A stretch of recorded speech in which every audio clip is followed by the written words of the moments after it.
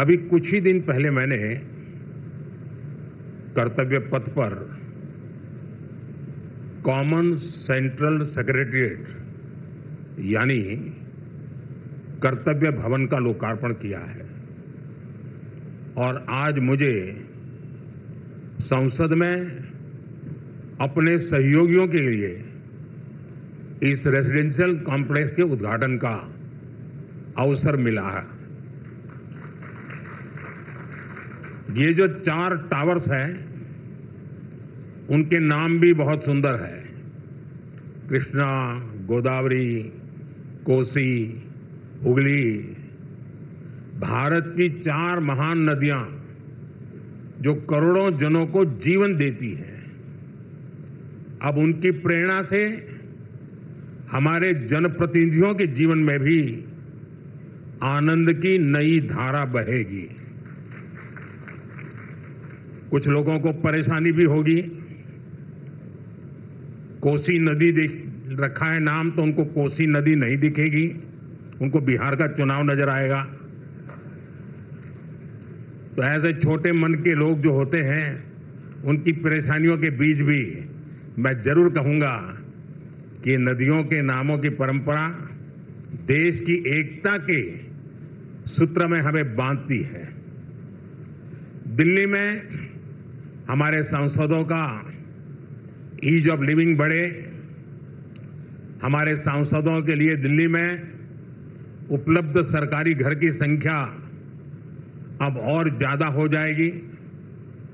मैं सभी सांसदों को बधाई देता हूं। मैं इन फ्लैट्स के निर्माण से जुड़े सभी इंजीनियर्स और श्रमिक साथियों का भी अभिनंदन करता हूं, जिन्होंने मेहनत और लगन से ये काम पूरा किया है। साथियों, हमारे सांसद साथी जिस नए आवास में प्रवेश करेंगे, अभी मुझे उसका एक सैंपल फ्लैट देखने का मौका मिला। मुझे पुराने सांसद आवासों को देखने का भी मौका मिलता ही रहा है। पुराने आवास जिस तरह बदहाली का शिकार होते थे, सांसदों को जिस तरह आए दिन परेशानियों का सामना करना पड़ता था, नए आवासों में गृह प्रवेश के बाद उससे मुक्ति मिलेगी। सांसद साथी अपनी समस्याओं से मुक्त रहेंगे तो वो अपना समय और अपनी ऊर्जा और बेहतर तरीके से जनता की समस्याओं के समाधान में लगा पाएंगे। साथियों, आप सभी जानते हैं, दिल्ली में पहली बार जीत कर आए सांसदों को घर अलॉट करवाने में कितनी कठिनाई आती थी। नए भवनों से ये परेशानी भी दूर होगी। एक मल्टी स्टोरी बिल्डिंग्स में 180 से ज्यादा सांसद एक साथ रहेंगे। साथ ही इन नए आवासों का एक बड़ा आर्थिक पक्ष भी है। अभी कर्तव्य भवन के लोकार्पण पर ही मैंने बताया था, अनेक मंत्रालय जिन किराए की बिल्डिंग में चल रहे थे, उनका किराया ही करीब 1,500 करोड़ रुपए साल भर होता था। ये देश के पैसे की सीधी बर्बादी थी। इसी तरह पर्याप्त सांसद आवास न होने की वजह से भी सरकारी खर्च बढ़ता था। आप कल्पना कर सकते हैं, सांसद आवास की कमी होने के बावजूद 2004 से लेकर 2014 तक लोकसभा सांसदों के लिए एक भी नए आवास का निर्माण नहीं हुआ था। इसलिए 2014 के बाद हमने इस काम को एक अभियान की तरह लिया। 2014 से अब तक इन फ्लैट्स को मिलाकर करीब 350 सांसद आवास बनाए गए हैं। यानी एक बार ये आवास बन गए तब जनता का भी पैसा बच रहा है। साथियों, 21वीं सदी का भारत जितना विकसित होने के लिए अधीर है, उतना ही संवेदनशील भी है। आज देश कर्तव्य पथ और कर्तव्य भवन का निर्माण करता है तो करोड़ों देशवासियों तक पाइप से पानी पहुंचाने का अपना कर्तव्य भी निभाता है।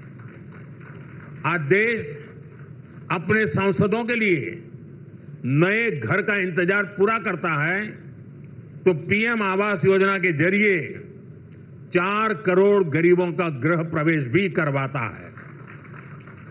आज देश संसद की नई इमारत बनाता है तो सैकड़ों नए मेडिकल कॉलेज भी बनाता है। इन सब का लाभ हर वर्ग, हर समाज को हो रहा है। साथियों, मुझे खुशी है कि नए संसद आवासों में सस्टेनेबल डेवलपमेंट इसका भी विशेष ध्यान रखा गया है। ये भी देश के प्रो एनवायरमेंट और प्रो फ्यूचर सेफ इनिशिएटिव का ही हिस्सा है। सोलर एनेबल इंफ्रास्ट्रक्चर से लेकर सोलर एनर्जी में देश के नए रिकॉर्ड्स तक देश लगातार सस्टेनेबल डेवलपमेंट के विजन को आगे बढ़ा रहा है। साथियों, आज मेरे आपसे कुछ आग्रह भी है। यहां देश के अलग अलग राज्यों और क्षेत्रों के सांसद एक साथ रहेंगे। आपकी उपस्थिति यहां एक भारत श्रेष्ठ भारत का प्रतीक बनेगी। इसलिए अगर इस परिसर में हर प्रांत के पर्व त्योहारों का समय समय पर सामूहिक आयोजन होगा तो इस परिसर को 4 चांद लग जाएंगे। आप अपने क्षेत्र की जनता को भी बुलाकर इन कार्यक्रमों में उनकी भागीदारी करवा सकते हैं। आप अपने अपने प्रांतों की भाषा के कुछ शब्द भी एक दूसरे को सिखाने का प्रयास कर सकते हैं। सस्टेनेबिलिटी और स्वच्छता ये भी इस बिल्डिंग की पहचान बने, ये हम सबका कमिटमेंट होना चाहिए। न केवल सांसद आवास बल्कि पूरा परिसर हमेशा साफ स्वच्छ रहे तो कितना ही अच्छा होगा। साथियों, मुझे आशा है हम सब एक टीम की तरह काम करेंगे। हमारे प्रयास देश के लिए एक रोल मॉडल बनेंगे और मैं मंत्रालय से और आपके आवास कमेटी से आग्रह करूंगा, क्या साल में 2 या 3 बार ये सांसदों के जितने परिसर है उनके बीच स्वच्छता की कंपटीशन हो सकती है क्या? और फिर घोषित किया जाए कि आज ये जो ब्लॉक था वो सबसे ज्यादा स्वच्छ पाया गया। हो सकता है 1 साल के बाद हम ये भी तय करें कि सबसे अच्छे वाला कौन सा और सबसे बुरे वाला कौन सा, दोनों घोषित करें। साथियों, मैं जब ये नवनिर्मित फ्लैट देखने गया तो मैं जब अंदर प्रवेश किया तो पहला मेरा कमेंट था, इतना ही है क्या? तो उन्होंने कहा, नहीं साहब, ये तो शुरुआत है, अभी अंदर चलो आप। मैं हैरान था जी, मुझे नहीं लगता कि सारे कमरे आप भर पाएंगे।